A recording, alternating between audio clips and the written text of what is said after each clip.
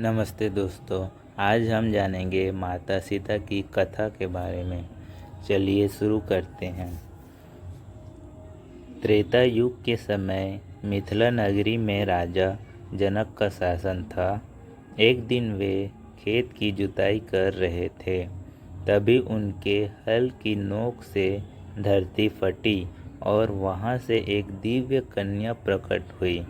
राजा ने उसे अपनी गोद में उठाया और नाम रखा माता सीता। वे धरती माता की संतान थी। माता सीता बचपन से ही तेजस्विनी और धार्मिक स्वभाव की थी। वे प्रतिदिन भगवान शिव की पूजा करती और उनके विशाल धनुष को श्रद्धा से उठाती। जब वे विवाह योग्य हुई तो राजा जनक ने स्वयंवर रचा। शर्त यह थी कि जो शिव धनुष को उठाकर उस पर प्रत्यंचा चढ़ाएगा वही उनका पति बनेगा। अनेक राजकुमार आए लेकिन असफल रहे। अंततः श्री राम ने सहजता से धनुष उठाकर तोड़ा दिया और माता सीता का विवाह उनसे संपन्न हुआ।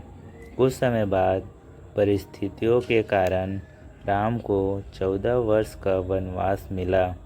माता सीता ने स्पष्ट कहा, स्वामी, आप जहाँ होंगे वहीं मेरा स्वर्ग होगा।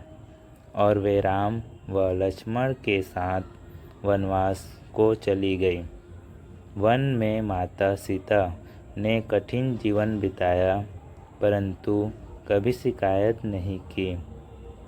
एक दिन रावण ने साधु का रूप धरकर माता सीता का हरण कर लिया और उन्हें लंका ले गया।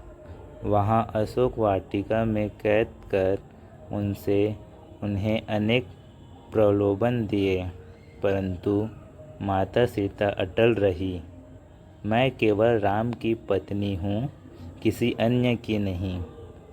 इसी बीच हनुमान जी ने माता सीता से भेंट की, राम की अंगूठी दी और आश्वासन दिया कि प्रभु उन्हें शीघ्र मुक्त करेंगे।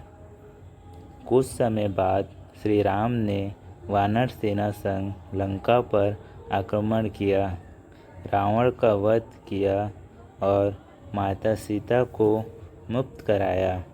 लेकिन अयोध्या लौटने पर जनता में उनकी पवित्रता पर प्रश्न उठे। माता सीता ने अग्नि परीक्षा दी और अग्निदेव ने स्वयं उनकी पवित्रता का प्रमाण दिया। वे राम संग राजमहल लौटी और राम राज्य की स्थापना हुई।